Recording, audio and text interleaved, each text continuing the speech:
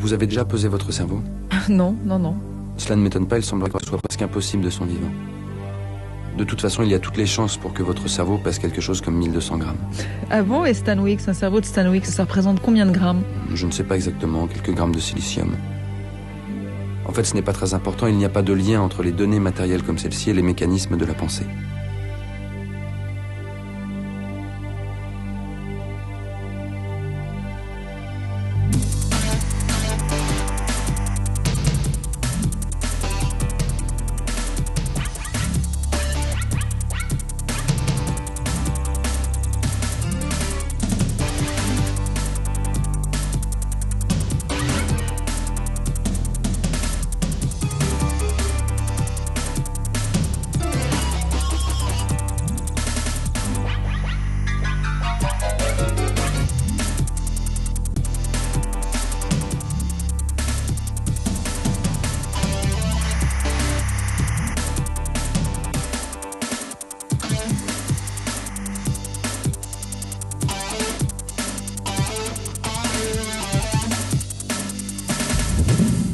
Alex Tilbirk, vos machines sont assez sophistiquées pour modéliser les mécanismes les plus complexes de l'intelligence. Elles acquièrent donc des connaissances. Vos recherches ne portent pas, si j'ai bien compris, sur la possibilité de confier une tâche déterminée à une machine, mais bien sur l'étude de la pensée. On peut donc vraiment parler d'intelligence artificielle. Au départ, c'est très simple. Les robots sont abandonnés à leur propre sort, dans un espace clos, délimité par les petites planches. Les robots agissent seuls. Ils ne sont ni pilotés ni programmés par un observateur extérieur. Dans la première phase de l'expérience, ils doivent découvrir leur univers, en tirer des conclusions. Par exemple, qu'il faut recharger sa batterie aux centrales de recharge, repérables par sa lampe. Ainsi, on va voir émerger un comportement. Et surtout, c'est ce qui nous intéresse le plus dans cette expérience, nous assistons à la naissance d'un langage. Autrement dit, vous voulez dire que vos robots parlent? D'une certaine façon, oui. Le robot sélectionne un objet, le nomme et entre en contact avec un autre robot. Il lui faut alors désigner cet objet en le pointant, par exemple, ou en le touchant, et transmettre à l'autre son nom. Celui-ci devra décoder le nom, le stocker et le confronter avec la perception de l'objet. On va assister à la naissance d'un langage.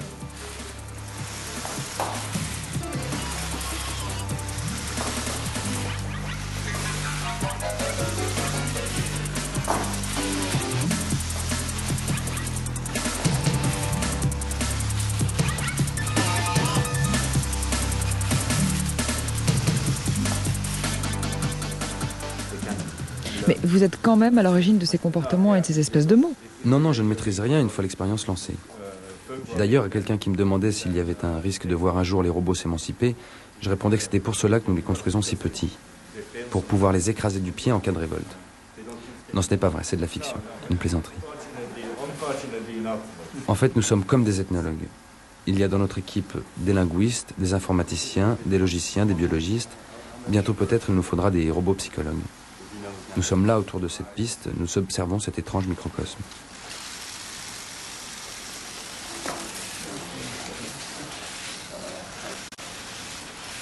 Mais concrètement, comment les robots peuvent-ils appréhender leur environnement? C'est la question importante. La complexité des situations traitées par le robot dépend de la finesse de la perception. Actuellement, ils sont équipés de capteurs d'infrarouge, d'émetteurs infrarouges, de capteurs de lumière et de capteurs sensitifs, une sorte de toucher. L'étape suivante, c'est de leur donner la vue. Et je vais laisser Annick, notre spécialiste de la vision artificielle, vous présenter l'œil qui équipera bientôt les robots. Vous voyez, il y a une petite caméra juste ici. Ici, c'est un boîtier qui reproduit les saccades oculaires. Ici, le boîtier électronique. Et ici, l'ordinateur qui traite toutes les informations requises par l'œil électronique. Voilà. Donc vous voyez, quand je bouge, la caméra suit le mouvement. Donc les premiers essais pour équiper les robots de vision intelligente ont été assez concluants. Nous allons donc passer à la phase suivante. Vous imaginez la quantité, la finesse des informations qu'il faut traiter, voir et analyser, et les efforts de modélisation nécessaires à une telle expérience.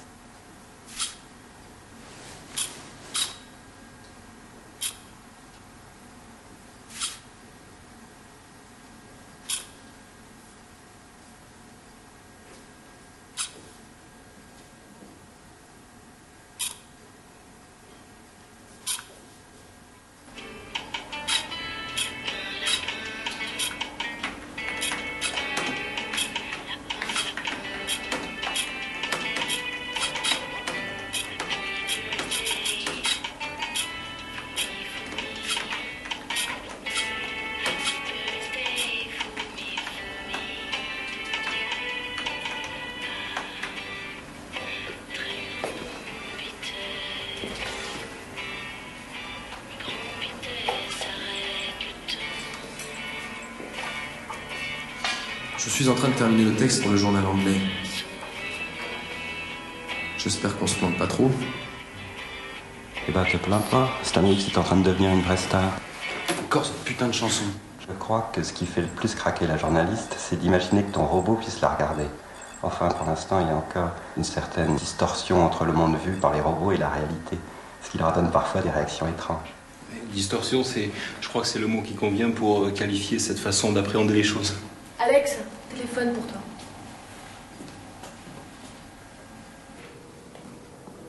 Alex? Hey, souvenir. Toi, je te le donne pour 20 francs. Oui, j'ai un nouvel ami.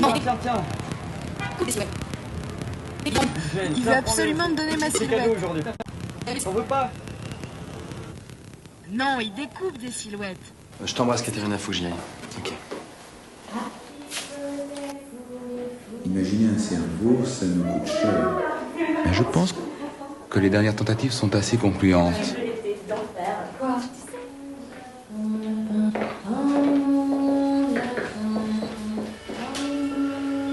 Ça va? Ouais, ça va. On se rejoint à la cafétéria. Happy birthday, Fumi, Fumi. Happy birthday, Fumi, Fumi. Happy birthday, Fumi, Fumi.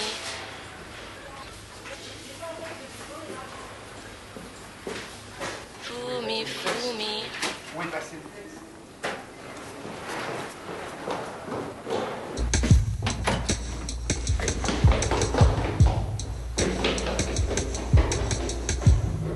Vous ne savez pas précisément où vous allez. Bien, moi, monsieur, je vais vous dire, si je fais le taxi, c'est justement parce que je ne sais pas où je veux aller. Cyberespace. Alors, le matin, comme ça, quand je prends le volant, je vais où on me demande d'aller, et puis le soir, je continue. Moi, je vous ai rien demandé. Réseau d'ondes qui émanent de nos téléphones portables, des postes de radio, des Ils disent toujours ça dans les même de films. ces petits mouchards électroniques. Bon, remarquez, ça me gêne pas. Poste à côté du bébé pour surveiller son sommeil. Ou encore des signaux Et je suis taxisé, à cause de Roger Rabbit. Le film.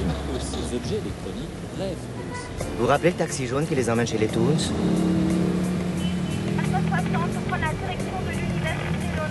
Regardez les gens. Ils sont plus déformes. Ils sont des Toons. Tiens. Là, c'est Jessica. Là, vous êtes où? En fait, vous êtes comme les autres. Vous savez où vous allez? Vous allez... Arrêtez-moi là. Vous allez nulle part. Dans la main.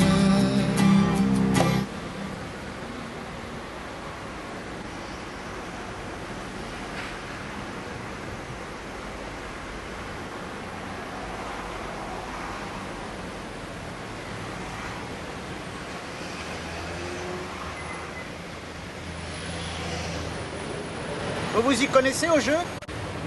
Non, j'ai juste pas envie de tout savoir sur la bombe au Pakistan, c'est tout. C'est combien?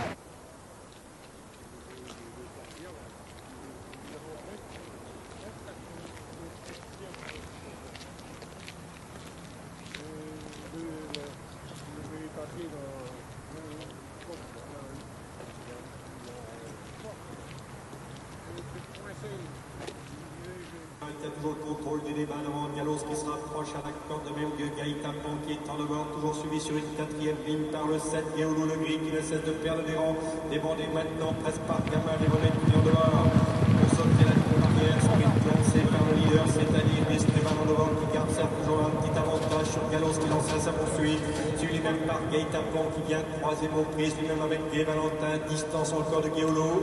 La dernière Oé avec en tête toujours Destreval aux prises avec Gallos, gros faute du leader, c'est-à-dire Destreval qui maintenant est à la lutte avec Gallos. Destreval avec Gallos, ils sont à la lutte et sur le plat avec Destreval.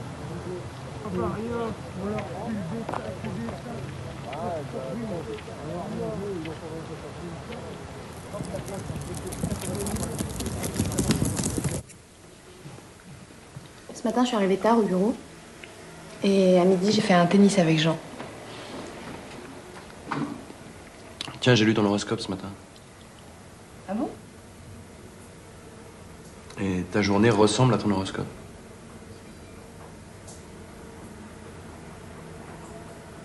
T'es jaloux.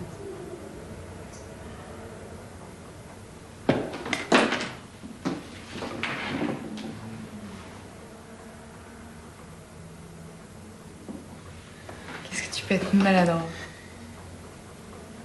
Tu connais l'histoire de Barbara et Coco? C'est une histoire drôle de gorille. Non. Attends. C'est l'heure de cette émission.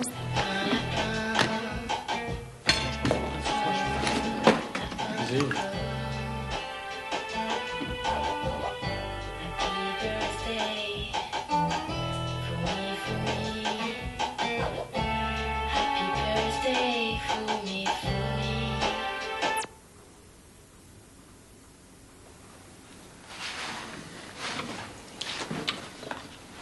Je suis fatigué, je suis épuisé.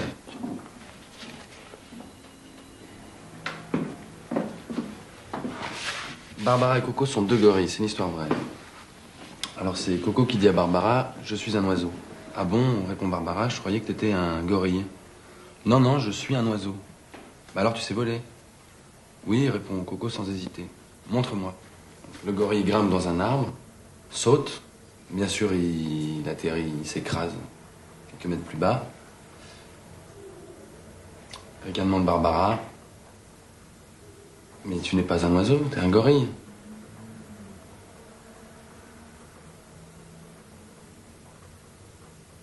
Alors, Coco reprend ses esprits et dit non, non, non, non, je suis pas un gorille, je suis un oiseau.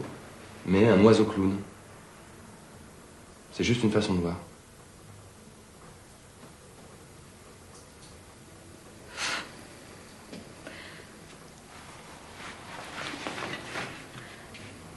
Et toi, ta journée? Bah, je suis allé aux courses. Courses de chevaux. Aux courses? Mais t'es jamais allé aux courses de ta vie? Je te crois pas. Si, si, si, si. C'était très bien, c'était très cool.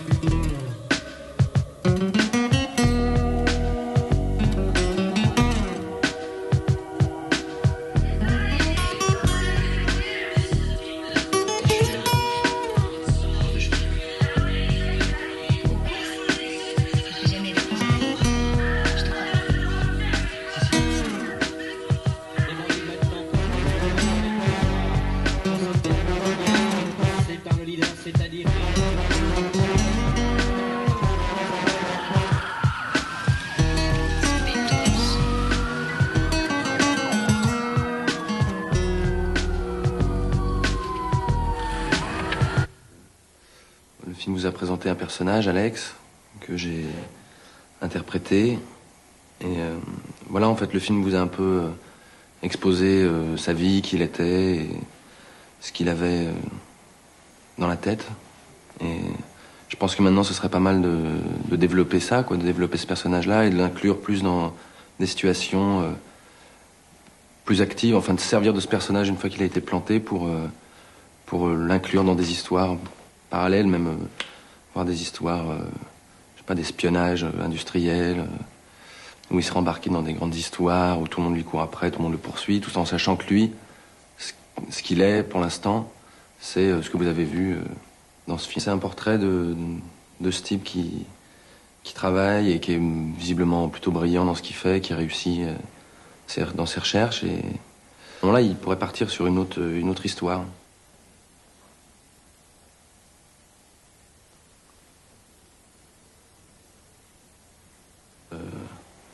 il rentre dans son bureau, il croise ses collaborateurs 1 et 2 et qui lui disent catastrophe, on a enlevé tous les robots.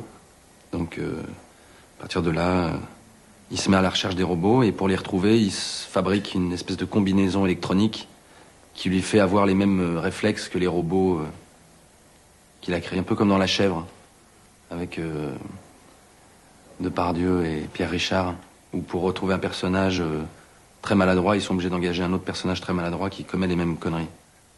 Donc lui, il se fera une espèce de pack d'intelligence artificielle en mettant de côté à lui son esprit, quoi, son intelligence personnelle. Et il se guiderait comme ça lui-même avec sa machine. Voilà, et puis après, ça se détraquerait.